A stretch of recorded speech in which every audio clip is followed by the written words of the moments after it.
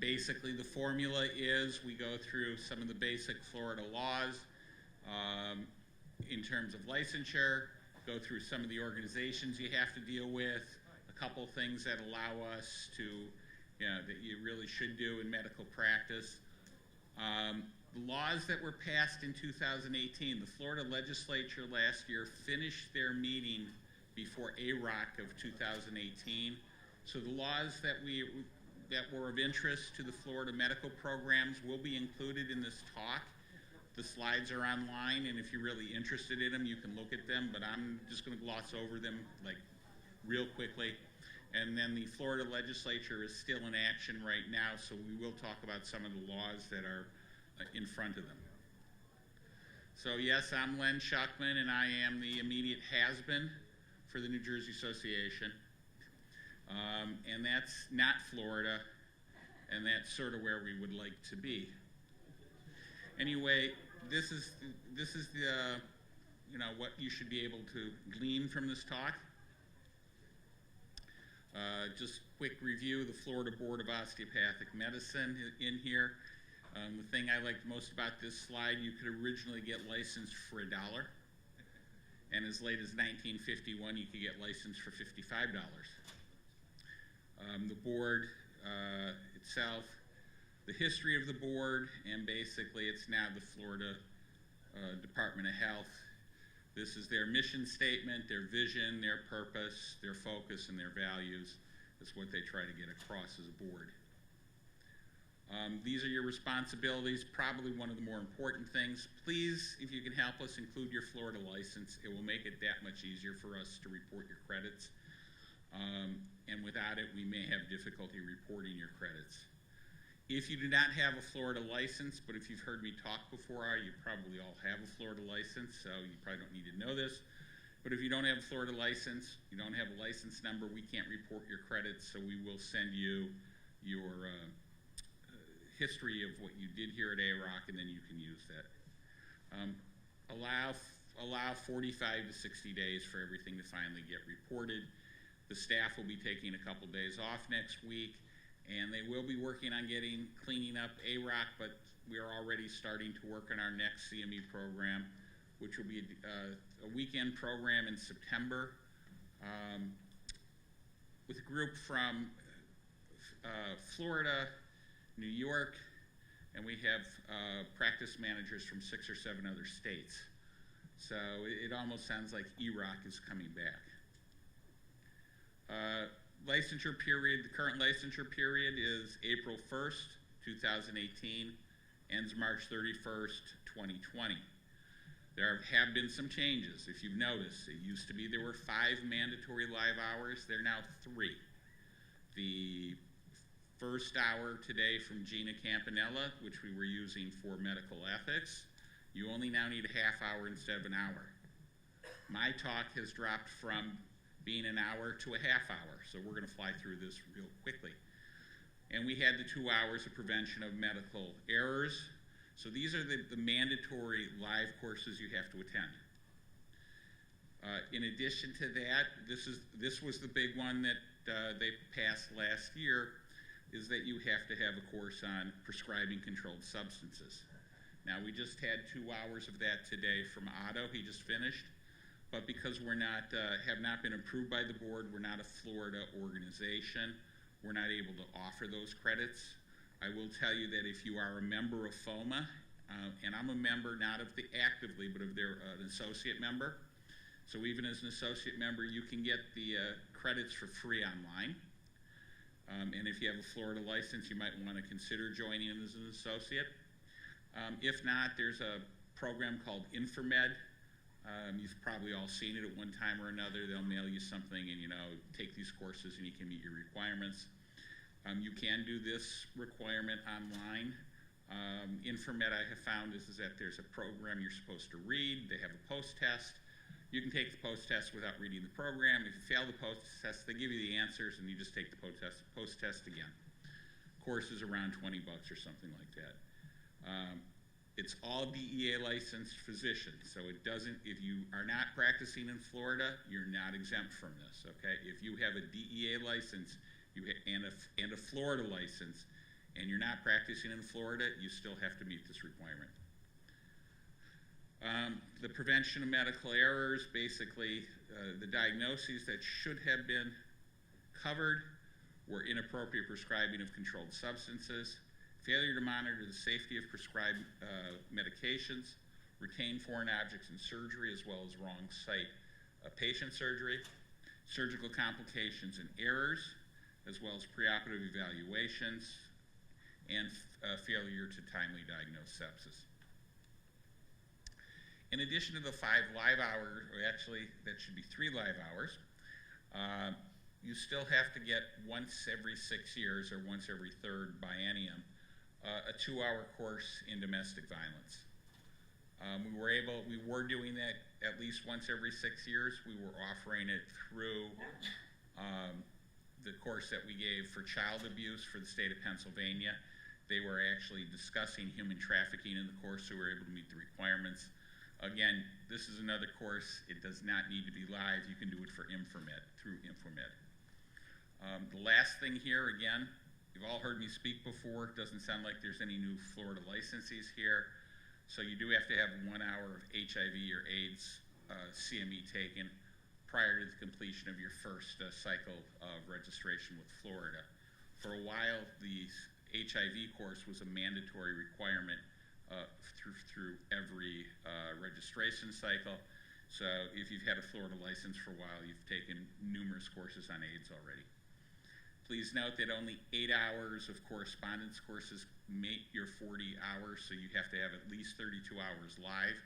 And if you do find yourself taking 2 hours, again, you're taking 2 hours for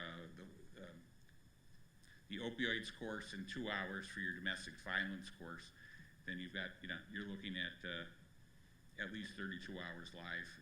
You have 4 optional hours at that point. Allopathic physicians, are there any MDs in the room? Good, we're done with that. It's in there, they can look at it if they want it. Again, this is special requirements for members of the armed forces, and this is where you can find the Florida laws and rules and statutes. CE broker, that's basically the reports or records your CE programs that you take. CE broker, you've all come across it. I don't know if you've all looked at it to see what they've recorded for you, but each time now that you reapply for your licensure, you're taken to that page to see if you've met your CME requirements or not. If you haven't met your CME requirements, you won't be able to go forward. So if you want to see what is recorded, and it used to be you had to pay to join CE broker, but you are now able to go online to CE broker to see what courses you have, what courses you need. Again, as a member of FOMA, they will give you a free membership into CE broker. So between the course that you have to take in CE broker, you've more than paid for your membership as an associate. All right, penalty for giving false information. If you decide that you're going to see if I can skip out on doing my CME courses and they catch you, minimum $5,000 fine the first time, maximum of $7,500 with a 3-year suspension of your license. Second offense, minimum 3-year suspension with a $10,000 fine and a maximum lifetime suspension of your license with a $10 fine. So we're moving into, I always like this island green because then the next step we go to is the NICA. And basically everybody, this is all in here for information. You can look at it online, but this is the $250 that we pay each year. Basically, it helps to, if there are certain neurologic injuries of birth that occur, that instead of going through medical malpractice, the NICA will pick it up. If the obstetrician has opted into the NICA, again, they can opt in or opt out. If they opt out, they still pay the $250. If they opt in, they pay $5,000 a year. But usually their malpractice will give them a credit of $5,000 for joining. And should you have one of these birth injuries that occur through no fault of your own, it doesn't go against you as a malpractice case. It's covered when the family goes through the NICA. So anything else you have, you can look at it online. Required office signage, 2 things that you need to post if you're practicing in Florida. One is a patient's Bill of Rights, and I have that on there so you can look at it. And the second one is financial responsibilities for self-insured physicians. Most physicians, I always get into this argument, or always have this discussion with people. Most physicians will believe that you do not need malpractice to practice in Florida. There are only certain situations, they're very well defined, where you do not have to buy malpractice. And if you recall, every time you reapply for your Florida license, they ask you about if you're an active Florida physician, and if you were to say yes, the next question is, well, who's your insurance carrier? Well, if you didn't have to have insurance, they wouldn't need to ask you about insurance. So it is, there are very few physicians who meet these requirements, but if you do, then you have to post a sign in your office that says, look, I don't have malpractice insurance. You take it as it comes.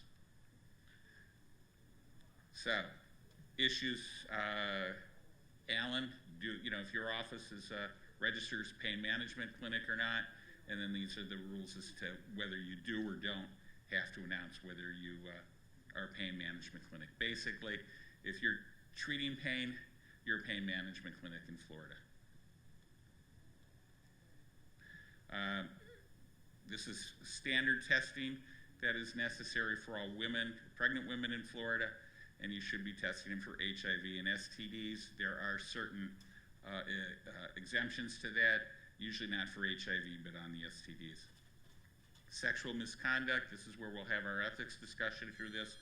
Don't have sex with your patients. Okay? I always like this actually, as I say, I've been doing this for about 15 years now, but I got off, I got off for good behavior one year because I had to go to a wedding, which is when I learned that you can actually go through TSA using a Costco card if you forget to bring your driver's license. Yes, you can go through TSA with a Costco card. To make a long story short, I'm going to the airport, was changing wallets. My wife's yelling at me, why are you changing your wallet? So I stopped changing my wallet, but left all my photo ID at home. So I get there, and the first thing, and I say, I get to check in at American Airlines. Oh, this happens all the time. They'll let you go through, they'll just do a pat down. So I get there, go to TSA, and well, do you have anything that's got a picture of you? No, I don't. He says, we have a Costco card or a BJ's card? I said, yeah, I have a Costco card. Got through with the Costco card, got a nice little pat down, sort of fun, and went on my merry way. So the person who was speaking for me, I stole this slide from them because I found it very interesting that I have to tell a group of people, don't have sex with your patients. So there's our second part of ethics, so we've covered everything there. Prescribing obesity medication, the take-home point is this: don't make unrealistic promises. Besides the fact, don't treat people who don't need it. But if you're going to tell somebody, yeah, you can lose 50 or 60 pounds, you better be able to prove it, you better provide it, because if you can't, you got problems. Supervisory relationships, primary care practices you can cover 4 nurse practitioners or PAs, or you can cover 2 nurse practitioners or PAs if you're a specialist. Minimum retention for records, interesting because most people think 7. In Florida, it's 5. So now here we are, the 2018 legislative session. We went through all of this last year. I'm not going through it again this year. It's here for you to review if you want to. The interesting thing about 2018 was that all the bills they were looking at least from the medical point of view, with the exception of one, none of them passed. The other thing that I've noticed from doing this through the years, and part of that special program we'll be offering just you people, because you're here, there is a physician, he was in Sebring, now his town has changed, emergency room physician, and he's the one that's leading the charge to get all the PAs and nurse practitioners all equal practice rights without having to go to medical school. So I find that most disturbing and most interesting that it's a physician who's leading the charge for them down in Florida.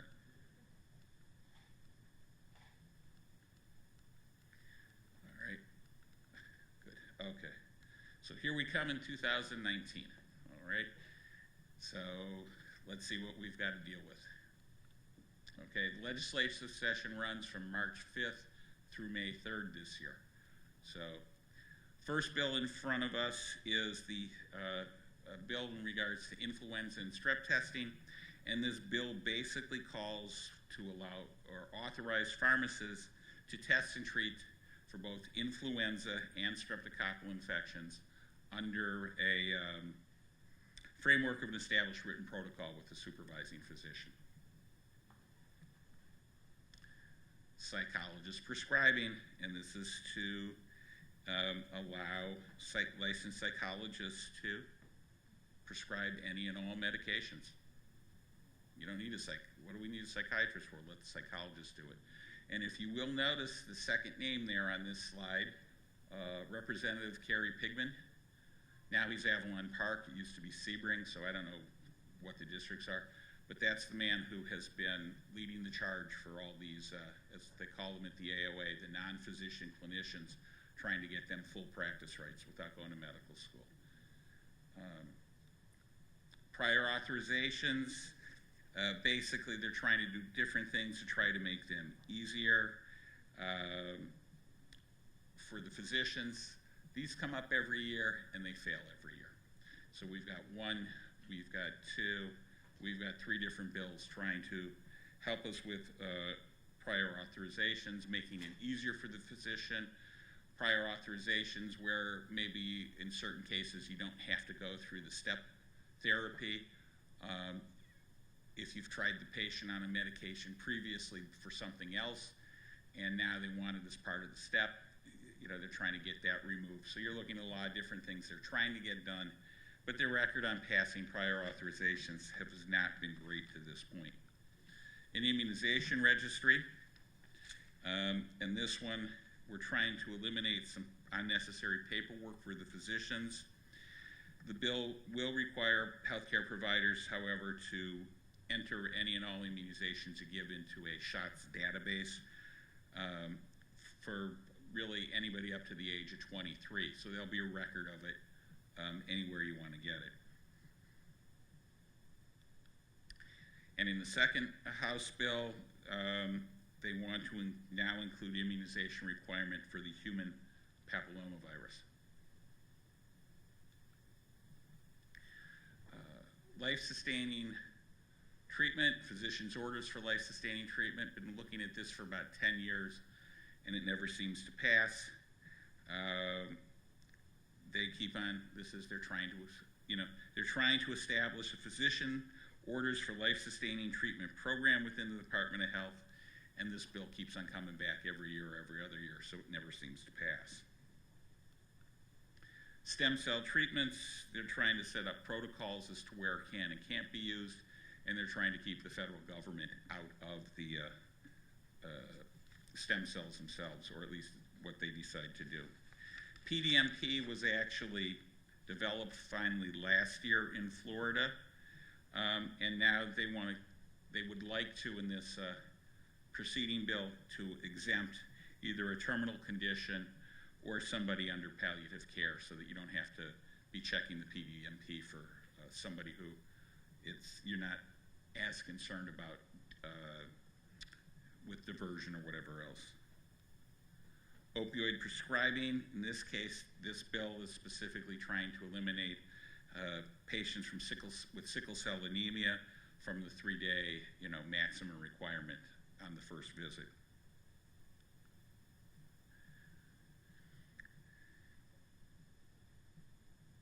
This bill, as you can read, I got the whole thing basically underlined, prohibits health insurance policies from requiring that treatment with an opioid analgesic drug product be attempted and failed before authorizing a non-opioid drug, which really seems sort of weird because they don't want us writing for opioids, so why would they make us write for an opioid before we can use a non-opioid, except for the fact that the opioid is probably cheaper. So why are we talking about patient care when we should be discussing finances and money? The two courses that they don't want to teach in medical school, probably the only two they should based on the way practice is today, because you can just go get a cookbook and see what you're supposed to do anyway. medical malpractice. This bill, specifically medical malpractice, is how to calculate damages in certain personal injury or wrongful death situations. This next bill is for adult children who are being cared by parents who normally would, as an adult child, you're usually not allowed to sue for malpractice. But if you're an adult child who needs care or is not able to care for themselves and your parents are caring for you, this would now allow that person to file suit against for malpractice. This is probably one that will pass. Medicaid expansion, and you can see there are two competing bills. One to qualify if you're at 133% of the federal poverty level, the other if you're at 138% of the poverty level. They do want health insurance to provide coverage for certain enteral formulas that apparently are not under coverage right now. So like I said, we're going through this quick today. We've gotten to the end. We would like to thank you all attending for AROC this year. We will see you next year unofficially. It's official April 22nd through 25th. Unofficially, we'll be seeing you at the Hard Rock Hotel. Now, before I get rid of this real quickly, I made a special promise, and it's open to you guys only. We have, as we were talking earlier, Representative Carrie Pigman, as well as other issues about the non-physicians, clinicians trying to get full practice privileges without going to medical school. So we've got a big fight in Trenton this year because there's a lot of bills like that up in front of us. We do need to raise money for the Political Action Committee. And the offer I was giving through the beginning of AROC was for every $2 you gave to us this year, we'd give you $1 off of next year's registration, up to $100. Well, authorized or not, because I've already told them, so as far as I'm concerned, I'm authorized. I'm increasing that. It's 1-to-1. So basically, I'm asking you to pay $100 towards next year's registration now, so we can take that money and use it to fight in Trenton this year. So it will be for each dollar up to $100 that you give to the Political Action Committee, you'll get a $100 discount on next year's registration on top of what any other discounts you would have earned, such as the $100 for going through the exhibits or whatever else. So with that in mind, don't forget that the DOs are the healthcare leaders, and we will see you next year.